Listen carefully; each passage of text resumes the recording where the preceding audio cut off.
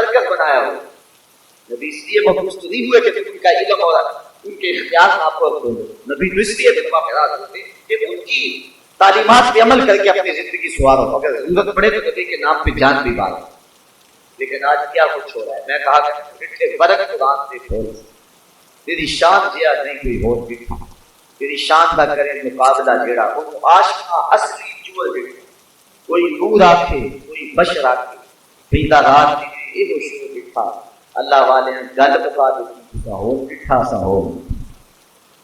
پتا نہیں تم نے کس کو دیکھا جیسے کہ بیٹی کو بھی نہیں بخشا. کسی نے کہا تھا تو میں نے جواب کہا, میں نے کہا بھیا آج کے لوگ اسے ووٹ بھی نہیں دیتے کہ کھانے سے چھڑا سنبھلتا نہیں سے اپنا دوپٹہ سنبھالیں گے کیا وہ کلیجہ ہے. تم اس کی بات کرتے ہیں جیسے کہ بیٹی کو بخشوا نہیں سکتا. ہم اس کے قصیدے پڑھتے ہیں جس کی کلی سے چاند کے ٹکڑے ہوتے ہیں. تم اس کی بات کرتے ہیں جس کے چاہنے سے کچھ نہیں ہوتا. ہم اس کے قصیدے پڑھتے ہیں کہ جو چاہ لے تو خدا قبلے بدل دے. تم اس کی بات کرتے ہو جو سکی بیٹی کو بخشوا نہیں سکتا. ہم اس کی نعت خوانی کرتے ہیں جس نے کہا فاطمہ جنتی عورتوں کی سردار.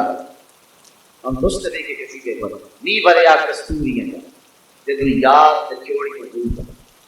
آپ کا گو سلامت ہے کہ نی بریا کستوریاں. اب ہمارا حق ہے کہ ہم حضور کے قصیدے دیں.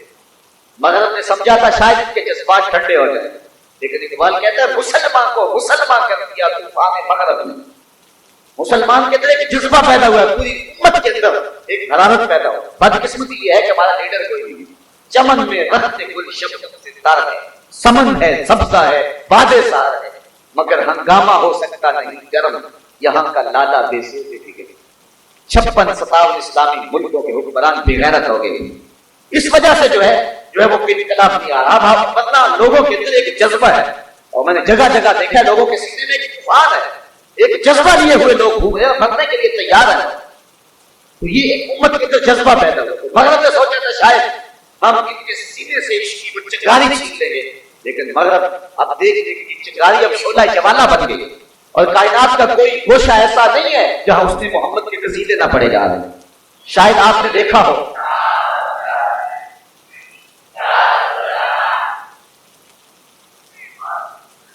تو ہمارے اوپر لازم ہے کہ اب قصیدہ خوانی پوری قوت اور پورے پاکپن کے ساتھ ہے. تو بات کر رہا تھا نی بریا کستوری جدو یاد کہ قبلہ ہوتے بنے سائن جتے یاد میں موڑ لی. اس طریقے سے آپ کو واقعہ دیا جائے تو کہاں یہ خیال کے نبی کے چاہنے سے اور کہاں یہ قرآن کی آیت مضبوط چاہے تو قبلہ نہ بدل دے. قد نرا تقلب وجهك في السماء فلا نولينك قبلة ترضاها. کہا محبوب اگر نظام ہو گیا تو پھر بدل دیں. قبیلہ بنو سلیم کی مسجد ظہر کی نماز 2 رکعتیں پڑھ کر 2 بھی باپ خاطر اعظم کے خیال آیا قبلہ بدل جائے تو کیا کرے. طائر سجدہ نشین کے قدم کے بھر پڑانے کی آواز آئی. کہا محبوب پروگرام بن گیا پھر دیر کا ہے, ابھی رخ پھیر لو یا اللہ کی نماز تو پوری ہو جائے. صحابہ ذہنی طور پہ آمادہ تو نہیں. یہ صحابہ پہلا قبلہ جب دیکھیں تو بالکل مسجد قبلہ جائیں اللہ آپ کو نصیب کرے زیارت. پہلا قبلہ بالکل شمالی اور حضور کا قبلہ بالکل. صحابہ کو نہیں پتا کیا ہونے والا ہے. حضور میری بھی پریشانی تو ہو زیادہ نماز پڑھنے نہیں دی جائے. آج بتا دیا گیا جو پڑھ لی تو پڑھ لی, آئندہ نماز کی پڑھے گی. ہم نے نماز کا وقت بھی بدلنا ہو تو 1 گھنٹہ پہلے بتا دیں. کل سے نماز ظہر 2:15 بجے تک. اگر اسی دن بتا دیں تو لوگ تو گلے کو آئیں یار ہم تو آئے ہیں 2 بجے کی رات کے 15 منٹ اور انتظار کریں.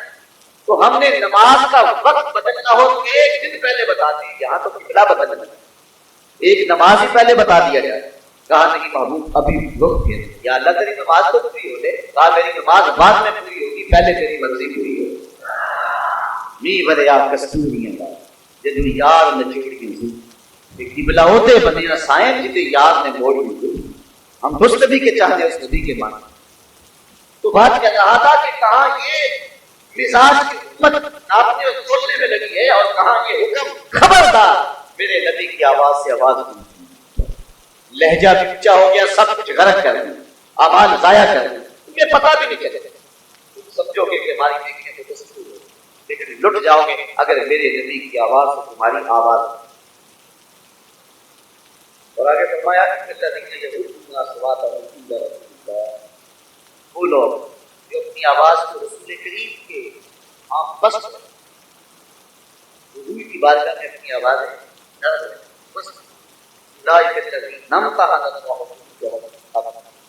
یہ وہ لوگ ہیں جن کے دلوں کو اللہ نے تقوی کے لیے فرق. تقوی کی علامت کیا ہے؟ متقی کون؟ اس کی نمازیں زیادہ ہے، اس کے روزے زیادہ ہے، اس کی عبادت کا عرض بہت سارا ہے، اس نے حاجت اتنے زیادہ کی ہے. اللہ کہتے ہیں کہ میرے محبوب کا ادب کرتا ہے، اس کا دل تقوی کے لیے منتخب ہو. یہ سیدھی ساری نشانی سمجھ میں آئے.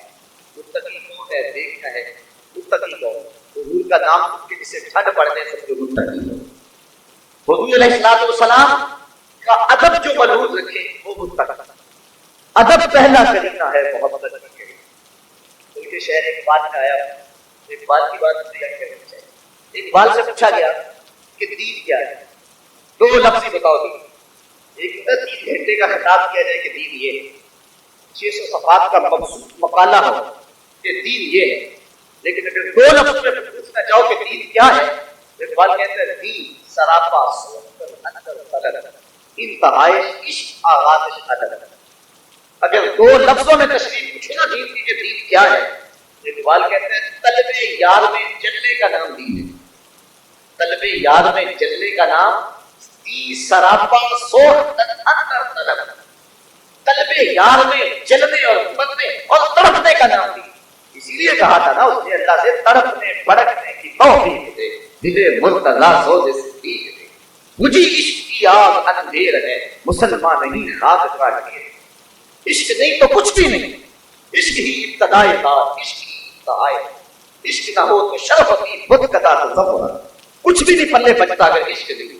یہی حرارت ہے، یہی جذبہ، یہی سب کچھ. اقبال کہتا ہے دی کیا ہے؟ دی سراپا سوخت اندر طلب. طلب یاد میں جلنے کا نام دی. انتہائے عشق آغاز ادب. ادب سے دین شروع ہوتا ہے، عشق پہ ختم ہو جاتا ہے. تو یہ ہے دین، یہ ہے دین. وہ لوگ تقوی والے ہیں جو اپنی آوازیں حضور کی مغفرت واجر، ان کے لیے مغفرت اور اجر. ایک اللہ میں بخش دے گا، سارے گناہوں سمیت بخش دے گا. اور دوسرا اجر عظیم. اجر عظیم کیا ہے؟ دیکھو میں اگر کہوں کہ آج میں نے بڑی خیرات کی تو کتنی کی ہوگی؟ 5 روپیہ دینے ہوگا، 1000 روپیہ 5 بڑی خیرات کی. میرا بڑا کہنا اتنا ہی ہوگا. لیکن 1 کروڑ کی شخص کہے کہ آج میں نے بڑا مال بانٹا ہے، اس نے لاکھوں بانٹے ہیں. لیکن اگر ارب پتی کہے آج میں نے بڑا بانٹا ہے، اس نے کروڑوں بانٹے ہیں. اگر کھرب پتی کہے کہ آج میں نے بڑا مال لٹایا ہے، اس نے 15 روپے نہیں لٹائے، اس نے اربوں روپے دے. جتنا بندہ بڑا ہو اس کا بڑا بھی اتنا بڑا ہو. تو جب اللہ کہہ رہا ہے کہ میں بڑا اجر دوں گا تو پھر اللہ کا بڑا کتنا بڑا ہوگا. جو رسول کا ادب کرتے ہیں اللہ کہتا ہے ان کے لیے اجر عظیم ہے. تو جس کو اللہ بھی عظیم کہہ رہا ہے تو وہ کتنا عظیم ہوگا. اب اللہ کا کلیل دیکھ لی، اللہ کے عظیم کا تو اندازہ نہیں ہو سکتا. قل بتاؤ دنیا کلیل.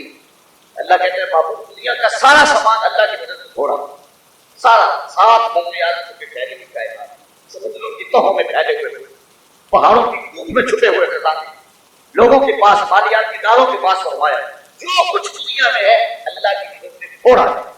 لیکن محبوب کے ادب کرنے والوں کو جو اللہ عطا کرے گا وہ عظیم. وہ جتنا عظیم ہے ہم یہاں پہ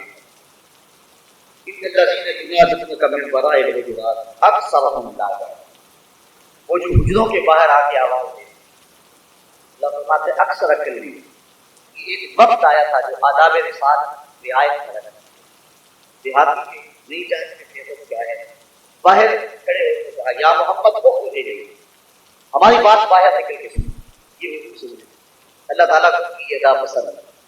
حجرات کی آیت ہے اور اسی وجہ سے اس کا نام حجرات ہے. حجرے کی جگہ حجرات. اللہ نے محبوب کے حجروں میں سے اتارا. اللہ کہا الذین ینادونک من وراء الحجرات. حجروں سے باہر کھڑے ہو کے ندائیں دیتے ہیں، آوازیں دیتے ہیں. اکثرهم لا یعلمون. وہ عقل نہیں ہے. ولو انہم صبر، اگر وہ آوازیں نہ دیتے صبر کر کے کھڑے ہو جاتے حتی تخرج الیہ، محبوب کو خود ہی آ جاتا. بندہ مٹ نہ جائے آقا کے تو وہ بندہ بے خبر ہو جو غلاموں سے وہ آقا کے. غلام آئے تھے، نبی کو پتا چل گیا تھا کہ غلام آئے. صبر تو کرتے، نبی خود ہی تشریف لے. یہاں تو لفظوں کا سہارا لینے کی ضرورت ہی نہیں. حضرت حذیفہ بن یمان سہا کی روایت کہتے ہیں میری امی نے کہا کہ جاؤ ان کے پیچھے نماز پڑھ اور ان سے میرے لیے اور اپنے لیے دعا کرو. کتنی کسی کو آج آپ کی مائیں کہتی ہیں کہ بیٹے جاؤ قرآن کا درس ہو جائے، لیکن کتنی خوش نصیب مائیں اور کتنے خوش نصیب بیٹے ہیں. مائیں کہتی ہیں کہ بیٹے جاؤ ان کی زیارت کرے، حضور کا دیدار کرے. تو کہا بیٹے جاؤ حضور کا دیدار کرے، لیکن اس شخص میں فکری رہتی کہ جا کے ان سے میرے لیے بھی اور اپنے لیے بھی مغفرت کی دعا ضرور کرے. یہ اگر وعدہ کرتے تو چلے. حضرت حذیفہ بن یمان نے وعدہ کیا کہ آگے مغرب کی بات کیا کرتا حضور نے نماز پڑھائی، سلام کیا، آج ان کے نہیں کہتے میں بھی بیٹھا عشاء کی نماز پڑھا، نماز عشاء پڑھائی. تھوڑی دیر کے بعد جتنی زندگی اپنے کے پاس آنے دی میں نے سوچا کہ آپ کا پیغام مجھے نہ رہے گی. مجھے اسی شخص میں جتنی دیر دی کہ جا حضور سے جا کے میرے لیے اور اپنے لیے دعا کروانا. ماں نے پوچھا کہ بیٹے دعا کروائیے، اس سے تو کیا جواب تھا؟